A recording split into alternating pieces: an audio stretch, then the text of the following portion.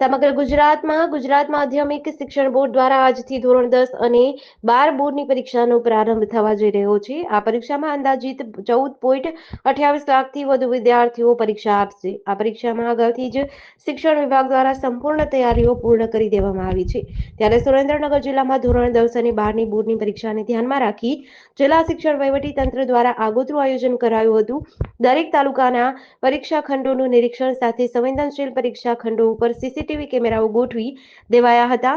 ધ્રાંગધ્રા પંથકની વાત કરીએ તો વિદ્યાર્થીઓમાં અનેરો ઉત્સાહ જોવા મળ્યો હતો. વિદ્યાર્થીઓના બમણા ઉત્સાહને બમણો કરવા શાળા સંચાલકો દ્વારા તમામ વિદ્યાર્થીઓને કુમકુમ તિલક સાથે મોઢું મીઠું કરાવી પરીક્ષા ખંડમાં પ્રવેશ આપવામાં આવ્યો હતો.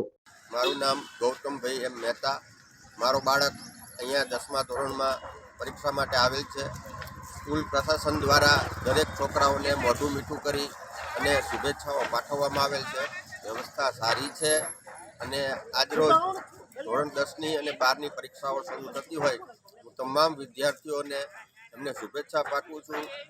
આત્મબળથી અને આત્મવિશ્વાસથી પેપર લખે અને સારા માર્ક્સ મેળવી અને પોતાની સંસ્થા અને સ્કૂલનું નામ, ગામનું નામ રોશન કરે એવી મારી ઈચ્છા છે.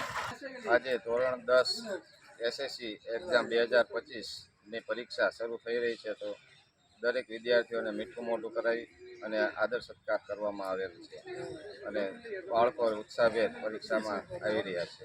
જીડીસી ન્યૂઝ સાથે દિનેશ ગામવા સાથે જયેશ કુમાર ઝાલા, ધ્રાંગધ્રા.